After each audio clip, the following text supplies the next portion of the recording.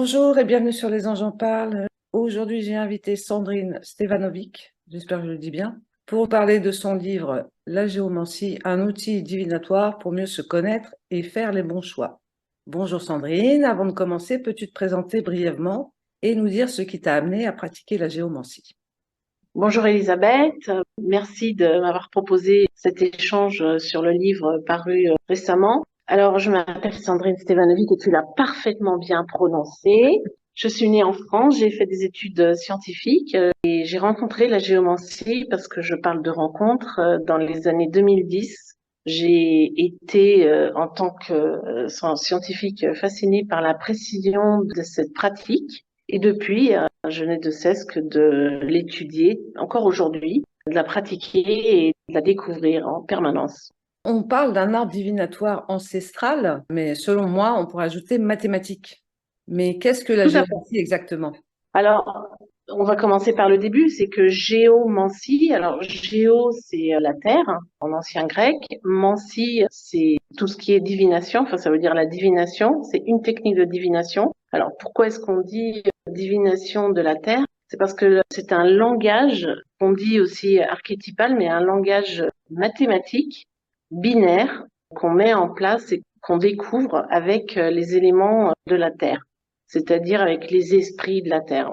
Quand on parle de géomancie, on peut utiliser plusieurs sémantiques. On peut utiliser une sémantique poétique et parler des esprits de la terre. On peut parler en sémantique scientifique. Je dis scientifique, alors ça peut faire bondir certains scientifiques, mais parce que c'est une technique qu'on peut reproduire toujours avec les mêmes règles et on obtient toujours les mêmes résultats. Donc, on peut partir du principe que c'est une science. Et donc, cette pratique permet justement d'obtenir des réponses dans l'avenir qui nous concerne, mais aussi dans l'avenir de tout ce qui peut être questionnable, entre guillemets, dans ce langage mathématique, qui est effectivement binaire. C'est pour ça qu'on dit mathématique. Parce qu'en fait, les règles sous-jacentes à la géomancie sont extrêmement complexes et je pense pas qu'on puisse les aborder aujourd'hui parce que je suis sûre que ce serait très soporifique pour tes auditeurs. C'est pas faux. Mais les règles sous-jacentes à la géomancie et à la technique géomantique sont très complexes. Mais on n'est pas du tout obligé de les connaître pour pratiquer. C'est ça qui est chouette, en fait, dans la pratique géomantique. Mais effectivement, derrière cette technique, il y a des règles très complexes. Pour essayer de réduire un peu, parce qu'il y a plein de choses dont on ne pourra pas parler, parce qu'effectivement, il y a beaucoup de choses très longues, on pourrait dire qu'avec des traits, on fait des points, et ces points forment des figures. Tout à fait, oui. Les points, les figures, les traits, tout ça, c'est une même chose, en fait. C'est que quand tu te mets dans la disposition de questionner, tu fais des traits. C'est comme une forme d'écriture automatique. Certains font des traits horizontaux, d'autres verticaux. L'idée, c'est de pouvoir recompter le nombre d'impulses que tu as fait avec la main, c'est-à-dire le nombre de traits que tu as fait. Et ensuite, de ces traits, c'est-à-dire qui répondent à une règle très stricte, hein, c'est qu'il faut faire un blason 16 lignes, 4 fois 4, 16, puisqu'on est sur une base mathématique 4, alors que le Yiking, par exemple, l'autre géomancie chinoise asiatique, elle est sur une base de 64 figures, c'est-à-dire une base 12, une base mathématique 12, alors que la géomancie, c'est une base mathématique 4, 16 figures, 4 fois 4, 16. Mm. Donc, on fait des traits, et de ces traits-là, on en tire des figures. Selon qu'ils sont pairs ou impairs. Tout à fait. On va donc faire 16 lignes de traits, tirer une parité par ligne, c'est-à-dire pair ou impair. Et en fonction de cette parité, on va tirer un point ou deux points et on va obtenir un des quatre niveaux d'énergie de la figure de géomancie, qu'on appelle aussi un tétragramme, tétra pour quatre en latin, quatre niveaux d'énergie, qui sont en lien avec les éléments d'eau, par exemple. Les noms des figures proviennent d'où? En règle générale, les 16 figures de la géomancie occidentale ont des noms latins, parce qu'en fait, la géomancie occidentale nous vient du Moyen Âge par le biais de, si tu veux, de l'Espagne et des manuscrits de Tolède. Plus loin, on ne connaît pas trop les origines, mais on sait que c'est du côté de la Mésopotamie, mais ça a beaucoup transité par l'Afrique subsaharienne, et ça nous est arrivé par l'Espagne. Et à cette époque-là, au Moyen Âge, le synonyme du savoir, c'était le latin. Tous les grands textes alchimiques, astronomiques étaient en latin, d'où le nom des figures latines. Mais on a bien sûr des noms en français, en vieux français. On a les noms de toutes les figures aussi dans les pratiques africaines, le Fa et la géomancie, je n'ai pas précisé, mais elle est pratiquée dans le monde entier. C'est une divination qui est une des plus anciennes et qui, je pense, est une des seules mancies qui, si tu veux, on peut pas tricher et on peut pas faire des fausses prévisions. Quand tu fais tes traits, tu sais pas la figure que tu vas obtenir. Donc il n'y a aucune tricherie possible. Tu évoquais le Moyen Âge et la chevalerie, ce qui m'amène à une des questions que j'avais prévu de te poser sur le blason. Comme justement le blason remonte au XIIe siècle, ça explique pourquoi on a créé un blason, parce que avant le blason, c'était présenté différemment. Oui, tout à fait. Ça vient en fait de ce que je te disais précédemment, c'est que tout le savoir était inscrit dans les blasons. C'était vraiment la quintessence du savoir. C'était aussi la signature des familles aristocratiques. Tu sais, dans le blason, on reprenait tous les éléments symboliques qui caractérisaient la qualité de cette famille en l'occurrence. Mais oui, on blasonnait parce que c'était très à la mode au Moyen Âge. On cachait les choses dans les formules latines un peu complexes. C'était un peu des gymnastiques de l'époque. Tout le savoir était transmis en latin. Mais ça, c'était en Occident. En Orient, c'était différent. Mais toutes les figures ont des noms qui sont en lien avec leur symbolique, leurs caractéristiques. Par exemple, une figure de grande fortune, c'est grande fortune dans toutes les langues. Une figure de faillite et de perte, ça sera faillite et perte. Donc en fait, elles sont universelles, ces figures. Ce qui est aussi un peu universel, c'est la manière dont elles se forment, ces figures, parce qu'il y a les mères, les filles, les nièces, un juge, des avocats. C'est vraiment très complexe. C'est très intéressant de relever ce que tu viens de dire parce que on parle de mère, de fille et de nièce. On parle pas de père, de fils ou de neveu. Parce que la géomancie, par sa structure, alors je veux pas être trop soporifique, quadripartite, c'est-à-dire base mathématique 4, j'essaye de faire simple, c'est aussi le chiffre de la lune. La lune a 4 phases. Et la lune et le soleil, à travers les analogies des différentes figures, sont très présentes dans la géomancie. La lune particulièrement, parce qu'on sait que la lune nous cache les messages. Donc, nous, on va essayer de comprendre un peu à travers les réponses que nous donne la géomancie, ce qui se cache. La lune, c'est aussi le symbole de la femme, c'est-à-dire qu'elle est en réceptivité. Dans la tradition, on dit, tu sais, plus ou moins, c'est-à-dire plus c'est masculin, donc c'est une énergie qui va dans un sens, et le féminin, c'est moins, mais pas dans un sens péjoratif ou moraliste, c'est-à-dire que c'est dans l'autre sens. On est dans une énergie de réceptivité. C'est pour ça que on parle de mère, de fille et de nièce, parce que par définition, l'énergie féminine est plus enclin à recevoir des messages de notre environnement subtil, de ce champ informationnel qui contient toutes les informations. Il faut juste aller les chercher. Et le tribunal et les avocats, effectivement, ils sont masculins. Ils viennent dans un aspect un peu sentencieux, donner un peu le message oraculaire, ce qu'il n'y a pas en astrologie, par exemple. Tout est divinatoire. Il y a 3 phases. La première phase, c'est la connexion. C'est-à-dire que quand tu fais tes jets de traits, tu es un peu connecté à ce champ informationnel et tu fais tes traits sans compter. Donc c'est à ce moment-là que la connexion se fait. Donc c'est de la divination. Tout le reste n'est que une technique, une pratique cognitive qui va être voilà, de décryptage de ce code que tu as reçu. Tout le reste, ça s'apprend. C'est de la technique. Tu montes les figures, comme on montait dans les temps anciens un thème astrologique. Après, tu interprètes, mais en fait, toutes les figures sont une divination, enfin, un symbole d'une énergie que tu as captée Oui. dans une maison donnée. Une qualité, en fait. Une douceur ou une aigreur, un questionnement. Toutes ces subtilités que tu as dans les 16 figures de géomancie, déjà, sont extrêmement riches, mais quand elles sont mises en musique, dans un blason, elles parlent entre elles en se basant sur les significations des 12 maisons astrologiques, parce que les 12 maisons de géomancie ont la même signification que les maisons d'astrologie. Ce qui va faire la différence avec l'astrologie, ça va être le tribunal. Parce que le tribunal va donner un peu le message liminal, le message oraculaire. Oui. Le petit conseil, on va dire, entre guillemets, le conseil des dieux, comme on disait dans les temps anciens. Tu vois? Oui, tout à fait. À quel genre de questions répond un thème géomantique? À toutes les questions qui te concernent, qui concernent les personnes autour de toi. Alors bien sûr, quand on commence la pratique de la géomancie, on s'entraîne d'abord sur soi. Et puis après, on étend son champ de compétences. On va l'étendre à ses proches. Et puis ensuite, un cercle toujours plus évasé. Mais dans l'absolu, tu peux poser des questions sur tout, même sur les situations mondiales, sur la situation d'un pays. Sur mon blog, je fais souvent des prévisions sur les situations internationales. Comme on fait de l'astrologie mondiale, on peut faire de la géomancie mondiale. Donc en fait, tu réponds à toutes les questions. Pour les gens qui voudraient se lancer, il faut se mettre dans un état, je dirais pas de méditation, mais il y a sûrement un travail à faire pour arriver un peu délesté de tous ces soucis, vraiment se concentrer sur le thème. On ne prend pas un papier, un crayon et pof, on y va comme ça, puisque tu dis qu'on se connecte à autre chose. Il y a forcément un petit travail aussi sur soi à faire avant. J'ai envie de dire oui et non. Tu sais, Elisabeth, je dis toujours que tout est juste dans la vie. C'est-à-dire que j'aime bien cette image du lac et du fait de regarder. Quand on regarde dans le futur ou dans l'avenir, c'est comme si on regardait dans les astres. Toujours ce qui est plus haut que nous, plus élevé. On pense toujours que c'est là qu'on a la réponse des choses. Donc quand on regarde un ciel à travers un lac qui pourrait représenter notre âme du moment, enfin notre esprit du moment, comment on se sent, si l'eau elle est trouble, tu vois pas bien le ciel, tu vois.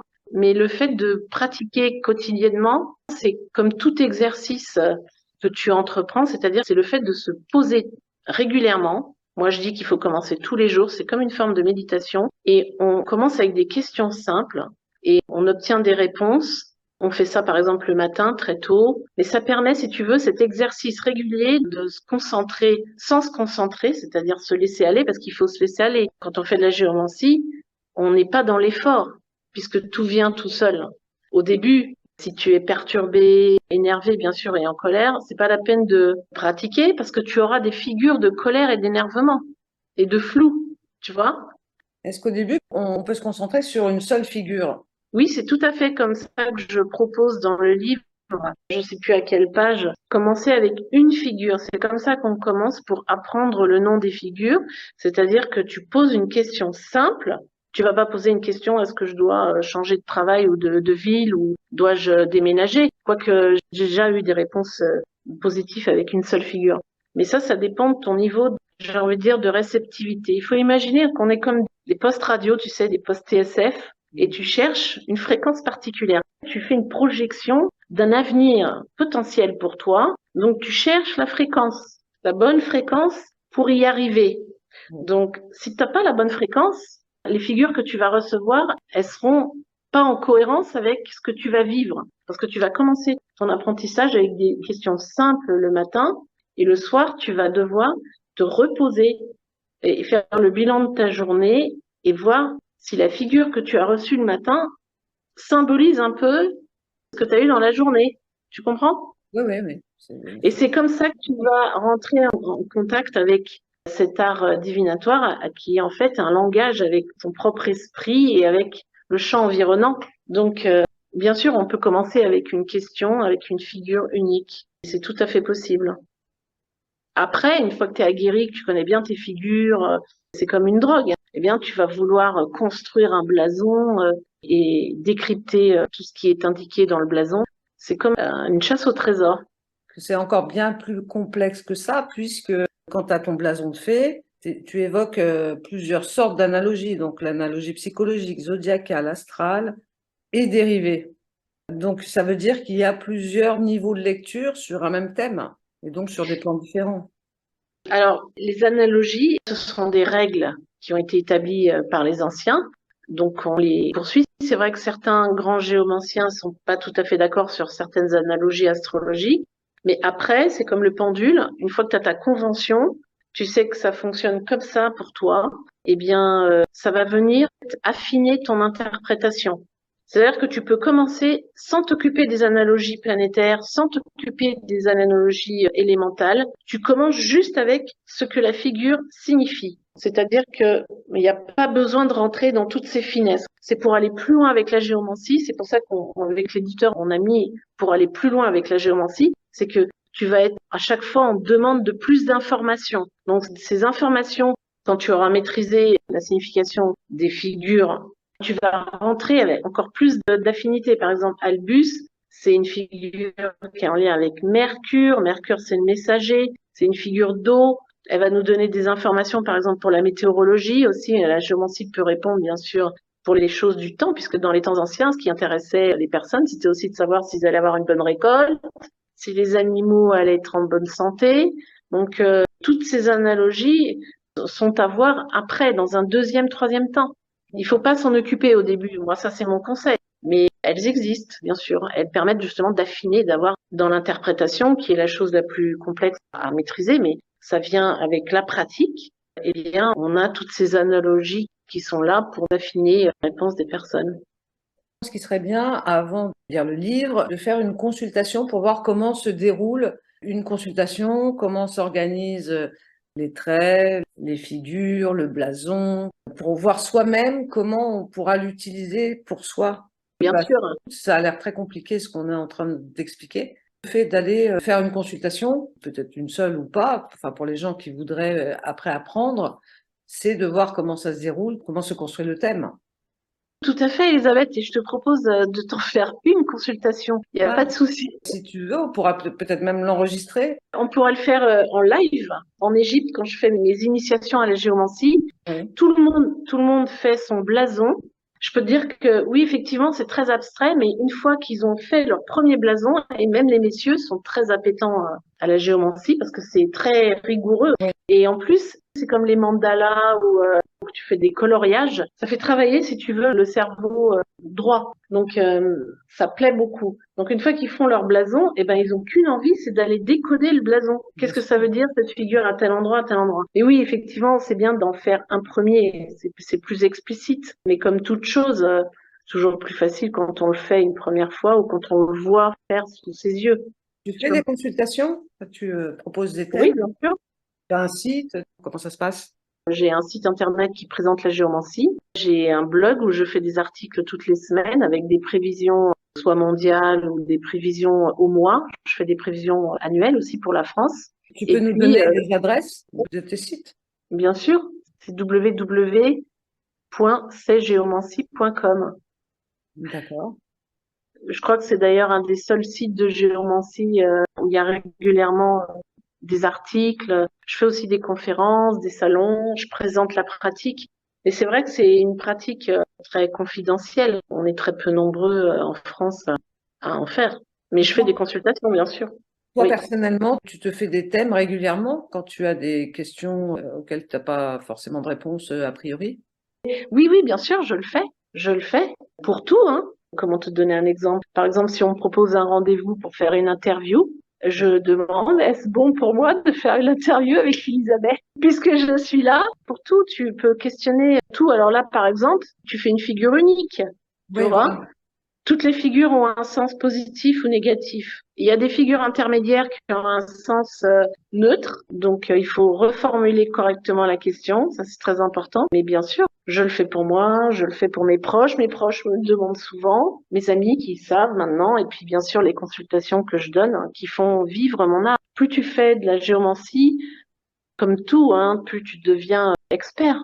C'est quelque chose aussi qui te met dans un état modifié de conscience, donc qui t'apporte énormément de bien-être. C'est pour ça qu'on l'a appelé aussi un outil pour apprendre à mieux se connaître, parce que c'est comme tout exercice, hein, que ce soit la géomancie, la peinture ou toutes les pratiques qui nous mettent dans un état de bien-être nous sont favorables et elles seront les portes d'entrée d'une amélioration de nos vies, nos chemins de vie, c'est clair, par ces pratiques-là.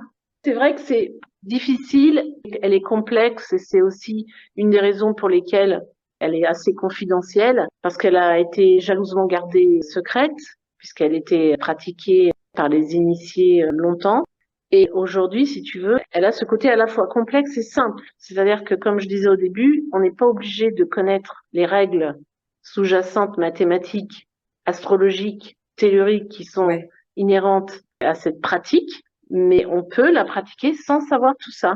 Et c'est ça qui est fabuleux, c'est que derrière cette simplicité qui n'appelle aucune, si tu veux, tricherie possible, impossible de vouloir faire dire quelque chose pour avoir une influence sur ton Oui, consultant, tu comprends? effectivement, c'est pas comme de tirer les cartes, ça n'a rien à voir, puisque tirer les cartes, effectivement, l'interprétation peut être biaisée, soit par l'humeur du voyant qui Complètement. tire, soit parce que la personne ne sait pas vraiment tirer les cartes, ou fait, comme on dit, de la psychologie, C'est je dirais, ça. entre Cette guillemets, psychologie oui, de interne. voyante, mais bon, après, j'ai rien contre la cartomancie, Non, attention. non, moi non plus, hein. Je dis que ça peut arriver que certains voyants, soit parce qu'ils sont pas d'humeur, soit parce qu'ils sont pas suffisamment concentrés ou qu'ils ont des problèmes, et ça peut jouer sur l'interprétation des cartes, que là, c'est pas possible de se tromper dans l'interprétation des figures.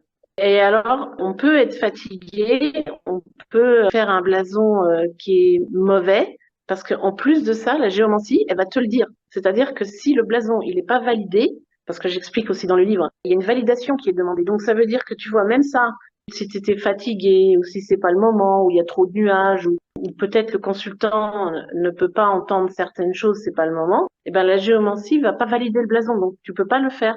Ça arrive parfois que je ne puisse pas, le blason ne se valide pas, donc je suis obligée de repositionner un autre rendez-vous. Donc tu peux pas tricher et tu peux pas faire un blason de complaisance. C'est pas possible. Tu D'accord. vois? Alors que les cartes, tu poses les cartes, Et un message il n'y a pour pas une de idée là, validation. du En coup. sachant que j'ai rien contre la cartomancie, mais c'est vrai que la géomancie, c'est plutôt arrangé dans les rangs de l'astrologie et de la numérologie. Oui, ce Ce sont n'est des pas de la sciences. voyance. Oui, ce sont des sciences. On appelle ça des arts anciens. Alors on dit divination parce qu'on n'a pas encore trouvé avec notre langage scientifique d'aujourd'hui où les classer.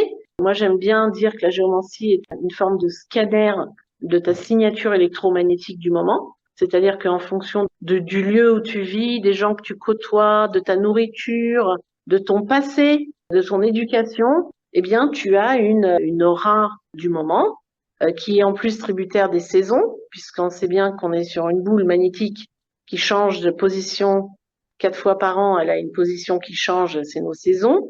Donc la géomancie, elle est aussi liée à ces saisons-là. Et donc, tu dégages pas la même énergie.